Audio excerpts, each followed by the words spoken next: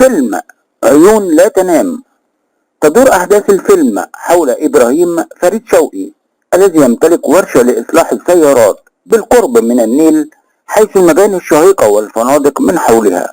يعمل في الورشة شقيقاه سليم وعبد الله وابن زوجة أبوه نزلي، ويدعى إسماعيل أحمد زكي. تولى إبراهيم تربيتهم وهم صغارا بعد وفاة أمه وزواج أبيه من نزلي أم أحمد زكي التي توفيت أيضا وهو صغيرا. كانت أرض الورشة ملكا لنزلي، أخذها منها زوجها والد إبراهيم، وفي أثناء مرضه بالمستشفى باع الأرض إلى إبراهيم مقابل كل مدخراته، ولذلك يعتبر إسماعيل أن أرض الورشة ملكا لأمه نزلي، وبالتالي هي ملكه بعد وفاتها. لجأ إبراهيم إلى أم بتعة نعيمة الصغير الدلالة بائعة الخضار لتبحث له عن زوجة مسكينة تريد أن تعيش، فرشحت له محاسن مديحة كامل التي تعمل في غسيل ملاءات المستشفيات. قبلت محاسن الزواج على أن تخدم إبراهيم وأشقائه الثلاثة، وتغاضت عن سن إبراهيم الكبير.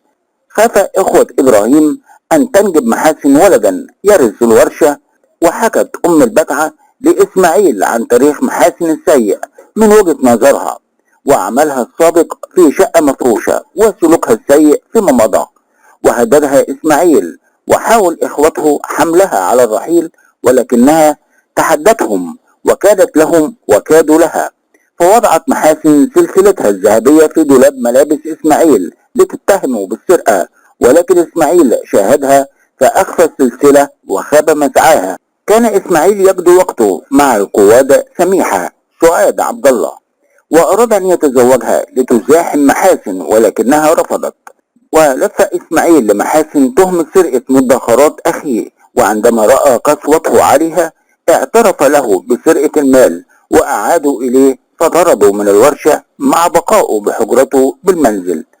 حضرت سميحة لتقترض نقودا من إسماعيل ليلا، ورأتها محاسن ولم تتكلم، فأعاد إسماعيل السلسلة إلى محاسن وحدث تقارب بينهما.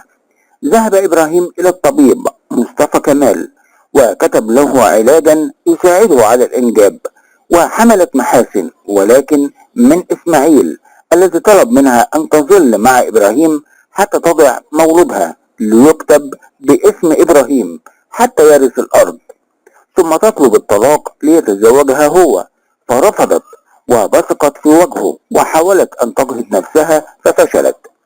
تعبت محاسن في الولادة، وأخبرهم الطبيب توفيق القردي أنه سيضحي بالجنين من أجل الأم، فرفض إبراهيم وطلب التضحية بالأم، فتشاجر معه إسماعيل وضربه حتى مات، وتم القبض عليه. بينما ماتت محاسن ونجا الطفل الذي استلمته أم بتعة ومعه الورشة والأرض المقام عليها. فيلم عيون لا تنام إنتاج 1981 من بطولة فريد شوقي ومديحة كامل وأحمد زكي وسعاد عبد الله وعلي الشريف ونزار السمراني.